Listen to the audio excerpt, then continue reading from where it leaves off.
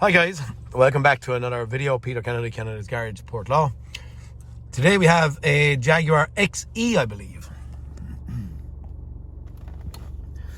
Customer's complaint: no engine start in 375 miles. See it again there now. Incorrect diesel fluid quality, is it? Incorrect diesel fluid quality detected. I have done a video on something like this before, on again one of these, an XE, and on that occasion, or in that video, we had removed the injector out of the exhaust, which was clogged up with crystallized AdBlue. In this occasion, could be the same, don't know. I'm actually doing a code scan here, and if you look here on the PCM, we have 11 faults. Body control module, God knows what AHU is. Anyway, we're going to go in and we'll have a little look here and just see. But anyway, that's what we're going after today, so fingers crossed we'll come up with some kind of an idea of where we're going, what we're doing, try and get rid of that glare. 1 second. What I do know of this vehicle is someone has fitted 2 EGR valves, the high pressure and the low side pressure. 2 aftermarket ones fitted on it. Car went for so long and we're back in the same position now. The mileage thing counts from 1,000, I think, down, so he must have this issue with 600 miles or so. And yeah, I suppose we're going to look at these fault codes now. History: manifold absolute pressure sensor. Permanent, we have NOx exceedance, 1, 2, 3 NOx exceedance. Throttle actuator motor. Selective catalytic reduction, NOx exceedance, poor diesel fluid quality. NOx, this is in history. NOx sensor circuit range or performance. Exhaust gas recirculation, B, insufficient flow detected. NOx exceedance, poor diesel fluid, exhaust fluid quality. Okay. What no one ever thinks about,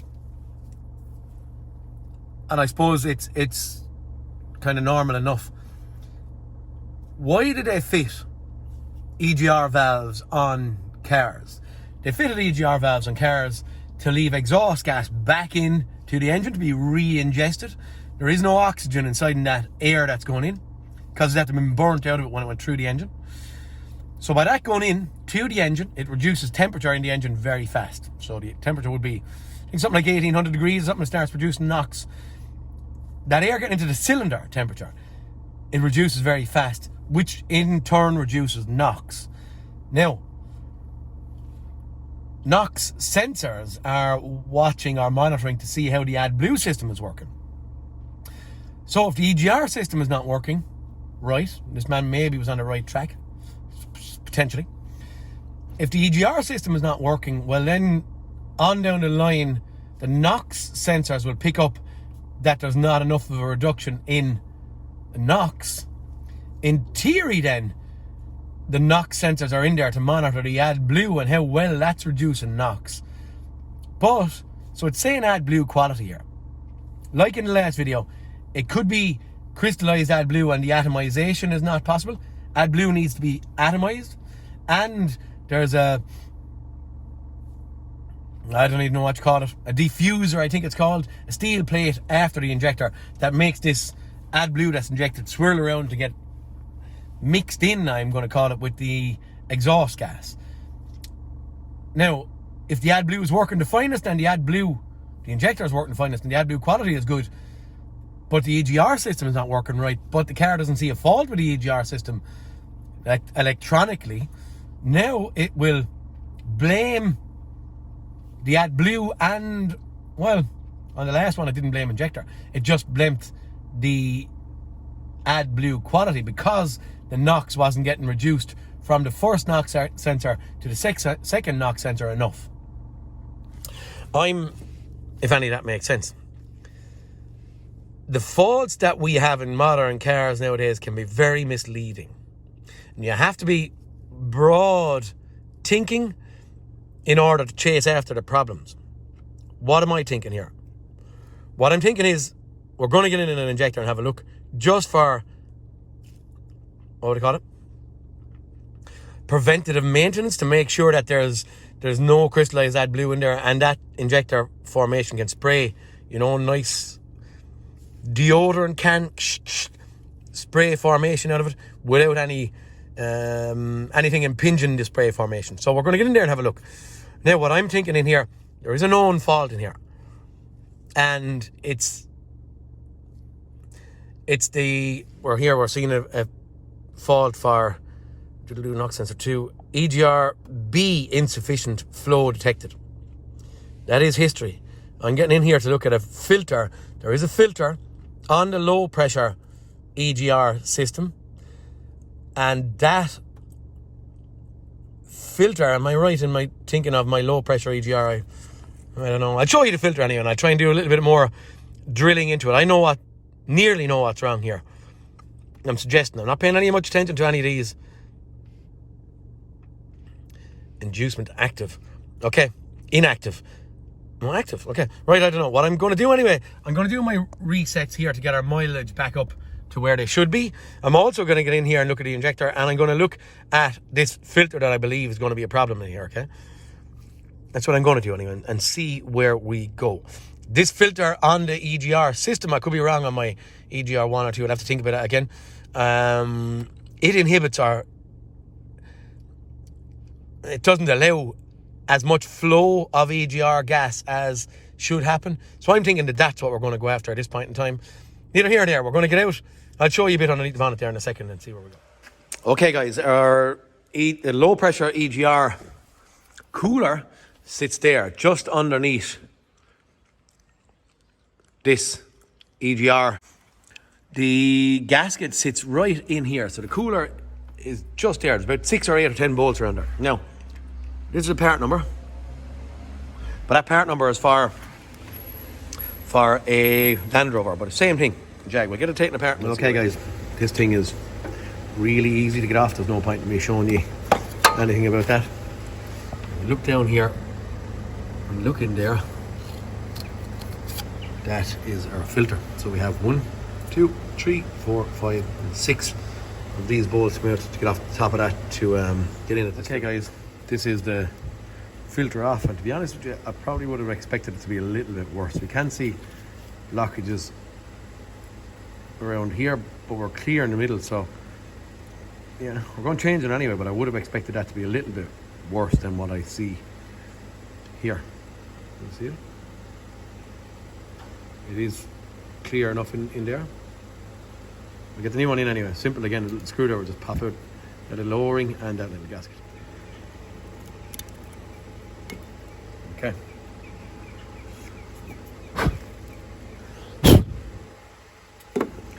Simple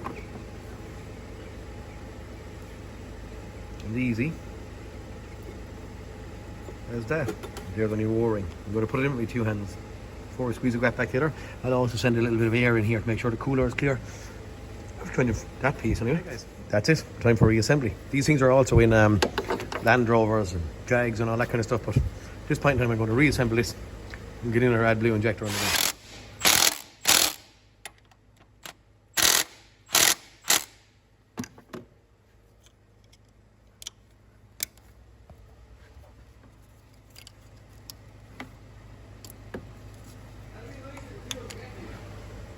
Okay, first removal of the injector. I've just taken off the bracket, thrown it on my trolley over here, so I don't know what we're going to see. Ooh, spotlessy. We spotless everywhere. We're spotless everywhere. Okay, so I'd say that has been definitely cleaned prior to me anyway. Okay, he's not the problem at this point anyway. Put our clamp back on, get it out on the road, get our counter reset and see where we end up. Okay guys, just as an observation point, when I run down, I have only 1 NOx sensor. Or at least I can't see a second one, so I might do another visual up top.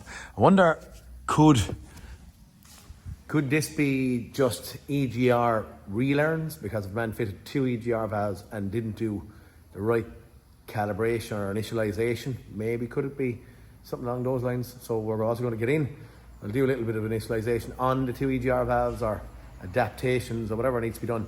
See where we go. Okay, just on visual inspection, I just think that's a lambda sensor, 4 wires. Normally have 6 come out of NOx, so I'm not thinking that that's anything. I think I have only one in this exhaust system. Okay, just for our own knowledge base when we're looking at that. Okay, I have my AdBlue injector back in, cleaned as you saw. No, I didn't clean, it's clean as you saw. I'm going to get into hot functions here. And I did have a look in here to try and see where I was going to go, because as I said, they're not wickedly familiar with the hotel. It's a good machine though. Exhaust gas recirculation, and then what it's telling me here is exhaust gas recirculation valve. If the exhaust gas recirculation valve is replaced, the procedure is required. So we're going to press OK. Turn the ignition on. We are on. Okay. Waiting for the system to initialize.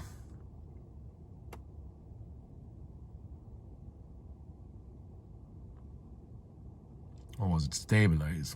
I don't know. Turn the ignition off. Okay. Ensure that the ignition is turned on. Okay. Yeah, our ignition is on. Okay. This procedure will reinitialize the exhaust gas circulation valve. Bank 1 adaptation values. Press OK to proceed. Okay. Bank 1, is that the, what we call the high pressure EGR valve? Didn't even look over there, that side as of yet, but sure, we're going to do this complete. Press OK.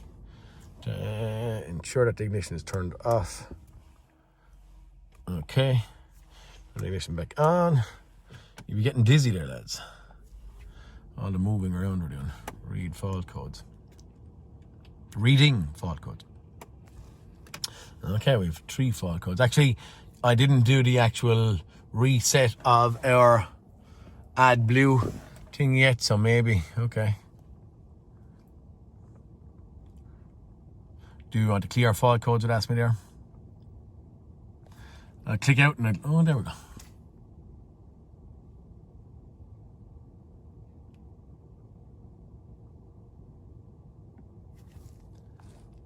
I'll pause it when this is done. Okay guys, I'm been pressing buttons here for a couple of seconds. Well, a couple of minutes if the truth is told. I have to tell you, I was having a job getting my message off of the dash, the little AdBlue light that was up here in the corner, and then the message that was down here. I have done AdBlue counter resets. I didn't get rid of it, and I had a job getting in here. On the fault code, I have done it, so I can't rightly show you. On the actual fault code, I had repair assist over here on the right hand side. I went to repair assist, and that went in. And in here then it said reset selective catalytic reduction quality monitor. So then it asked me if to check the instrument cluster. Is the selective catalytic reduction warning lamp message still displayed? And it is not. Okay. If the answer to the question is yes, press OK. So we have just gotten rid of that message. But I'm going to tell you straight and fair, I have found that the snap-on is quite good on the Jaguars for this. But being not, it's just to tell me it didn't do it, even though my light has gone off. I'm going to turn it on again, ignition on.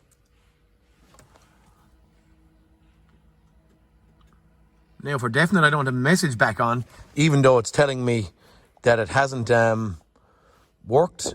But it's doing that kind of silly stuff to me. I'm doing things and it's not happy with what I'm doing, and then yeah, it's, if the answer is yes, press O. If the answer to the question is yes, press OK. If not, press cancel. Okay, that was a human error, so I didn't read it correct. So I pressed OK a while ago, but I should have pressed cancel. So we're done. The message is gone, and now it's telling me it's successful. Okay, human error rather than scan tool error. Silly Billy me. On. Ignition back on. Now, in theory, I had 2 fault codes that were stuck in here, these 2, and I couldn't get rid of them.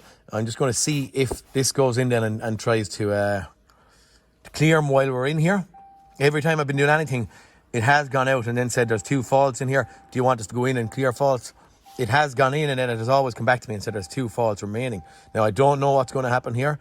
I don't know if it's going to tell me it has done it, or what's the story, but I'm hoping that it's going to turn around and tell me that our fault codes are gone. Purely due to my message gone off the instrument cluster and it doing what I wanted. Press OK to proceed. OK. Turn the ignition off. This is what I would class as being silly with cars. You have numerous and multiple scan tools. Some of them going down different roads and avenues to try and do things. And what I am finding, as I said before, this is kind of starting to become my go-to tool. And I would want to be able to do it with this. Snap-on I've left in a different car above my own home or house, so I don't have it right now. So I was trying to make it work with this thing, but okay. Let me get it off. But it's just stupid. It's press a button here, press a button there. This is actually where I have gotten in here. I suppose, look, diesel exhaust fluid, prime and test. We're going to go in here and I'm going to try it for the pig iron of it. This could take 7 minutes. Press OK to confirm. OK. Start the engine and run. This function will prime and test the pressure system. What I was trying to do a minute ago, I don't know. I'm on the ground. I'm jacked up, but I have the AdBlue injector taken out of it. Oh, it's on my lid. And the AdBlue, I was going to do a little prime and test. You can see a catch can on the injector there. I was going to do that. Maybe I should leave it disconnected anyway. Now would the car not be happy with back pressure?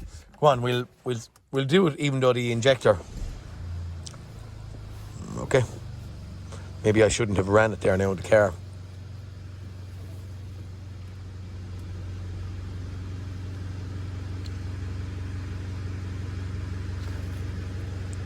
Potentially, is that because I have the yoke taken out of it? Okay, I just went back to the... I don't want to do that. I keep pressing my leg on the brake. Erase codes. Turn the ignition off and on. Yeah.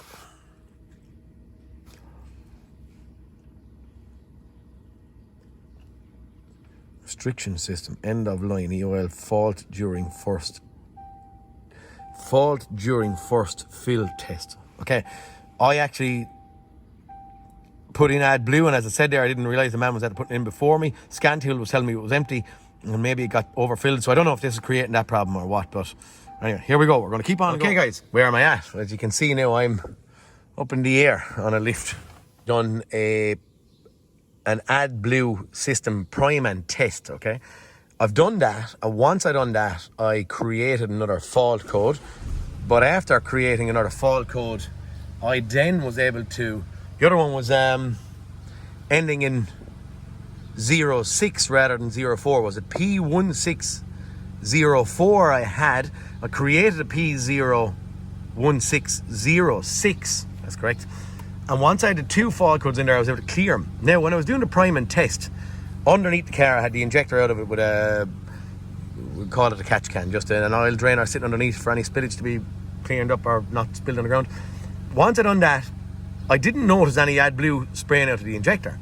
But here, lo and behold, my check engine lights and stuff are gone off. So I don't know if I have a problem with the injector now. But what I'm doing now, I'm actually at the swapping around, because I don't know if the prime of the system was not checking the injector, if it was only checking the actual lines coming to him. Do you know what I might do? Will I bring down the scan tool with me? Actually, do you know what? I'll jump down with the scan tool with me in hand, and I'll show you the injector and see. I want to see the injector spraying out some stuff and see the spray formation. Okay, guys, I'm doing a dosing module test, and it says here the next procedure will purge air from the system. The system needs 20 seconds to reach 6 bar. It will open the dosing module to purge air.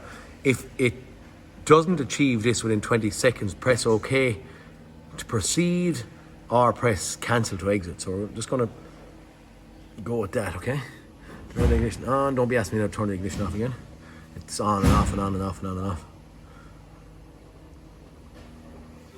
What I can hear the pump running up here. I have my injector hanging out, as in to catch. Oh, actually, do you know what? Maybe it actually sprayed out a little bit of AdBlue unnoticed to me. Next procedure will test the spray formation, okay? Okay.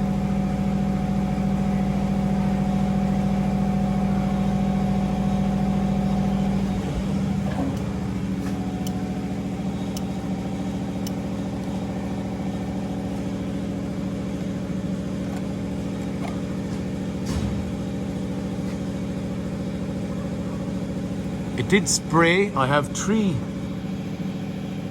holes in there. And I don't know if we can see this, but I have 1, 2, 3 kind of dots where the AdBlue was touching off. It didn't much come out of it, but it did spray. Okay guys, I've actually turned off the ignition, dropped it down, and I didn't get to record it, but I went off driving the car. But driving it for a day or two here, just to be sure that everything was all right. Now, on driving it, while I was doing a long journey or two, I actually gave it back to the customer, and they drove it for, I think, about a couple of 100-mile journeys, 300 or 400-mile journeys in the interim since they took the car, after all our tests were coming up conclusive. He did say to me at one stage when he was driving it that I had it back for a follow-up. So what he said was he had one flash of a check engine light, and then it went out and he saw no more from that point on. I think he did cycle the key. It drove then for 300 miles or so after that point with no issues or no check engine light on now. So I'm doing a fast engine management scan as all, just to see what the story is while it's back, to make sure everything is all right. Didn't want to do a follow-up part of the video until I knew it was right. What I do see here is at this point in time, he has the P006A-85 manifold absolute pressure map mass or volume airflow correlation. So what we're going to be having here is something between a map sensor and an airflow. They both are not happy what they're seeing, you know, equal and opposite. And I'm just going to get out. I'm going to pull out the map sensor. Map sensors do cake up. Intake ports and manifolds actually blocking these too. But for now, our AdBlue issue has gone to bed. That's that bit resolved and fixed. And right now we're going after this, why did his check engine light flash at one stage? It was only 20 minutes after he took the car away, he said.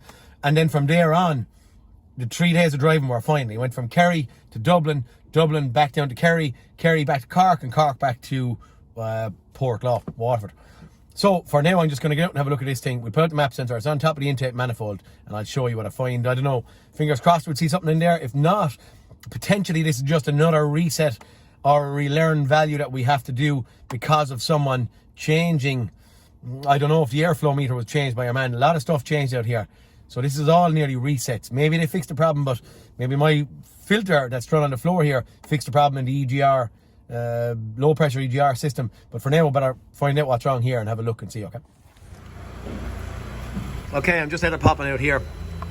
I just pulled out the map sensor, thinking that maybe I might have had carbon in there, which I don't. And at the top of the map sensor, I don't also. But then, what I noticed, and I had seen this before I gave it back to the man, but I actually thought wrong, I'm saying. I saw, if you can see that oil kind of marks around there and on the side of the expansion tank here, I thought that maybe someone had left the dipstick up out of it and created this weight, okay? Now, when I'm looking again, I can see that part of the throttle body that whoever replaced prior to me kind of wet with oil. And then while I'm in here at the manifold, I can see here again is quite wet. And then if I go down onto the throttle body, sitting below it all seemed very wet as well, drowned wet. So what I've just done is I've just unbolted that, because that section of pipe sat in here, coming from an EGR valve up, but that's connected straight and direct to the intake manifold. All the wet is around here, and in theory when we're driving it, while this car is boosting, in theory we're going to have pressure, if it's boosting at 1.4 bar above atmospheric, it could blow out here, which in theory will dribble down there and blow out back upon here. So I took it out. Now I can see that the man before me is that they're replacing that EGR valve there. He did replace that one, which you know about over here, and then it looks like he replaced that throttle body here. Look, it looks very new on this side over here. So potentially he has changed all of these. Even if not, that doesn't really bother me, but he definitely changed that. So in changing that, our pipe that I took off bolts on just there onto the EGR valve, and it brings it up and into the intake manifold through that. But this is not really my issue. But long and short of it is, there was no seal sitting around here, so it's bolted in, but all the boost pressure could get. So that's the cause of our problem. I'm going to see if I can find one of these. I have an engine out of a, you probably know of my horrible Ford Ranger sitting around the place, so I don't know if I'm going to get one of them. Will be similar. We'll check it out and see, or some kind of an O-ring that will sit in there and basically seal this thing. Our car airflow map sensor correlation fault is going to be coming from that seal being left off or being missing. Our thing in theory is fixed, but this could have been some of the cause of the problem. Okay guys, the seal off of my Ford Ranger wasn't the same anyway, so just a generic O-ring that I had, so I'm hoping that the diameter etc is going to be okay. On fitting of it, I'm hoping it's going to sit in nice and tight. Have a little bit of Ease Nile sprayed in here, have cleaned that up a little bit, and put a little bit of Ease Nile on the seal as well. Time to reassemble, and hopefully this is a closing up of this thing then. Okay, our pipe is back in the gasket. Actually the O-ring that I had was in the wrong place, so the little smaller one, and got it into it. Pipe back sitting in there. Oil kind of cleaned up a little bit with a brake cleaner off the throttle body and stuff. And that's it. Pure fault. Get her out for a drive and send it off. Okay, I've done about maybe 15 or so mile in this thing back. My light is on. I didn't want it to come on, but anyway, it's on. No trouble codes at this point in time. We are done. I am closing this thing up. I'm classing it as a fix. And what am I going to say? I suppose what you'd see here is straightforward, or you'd be thinking it's straightforward. Look, we have an AdBlue fault. We're done, we're dusted, it's easy.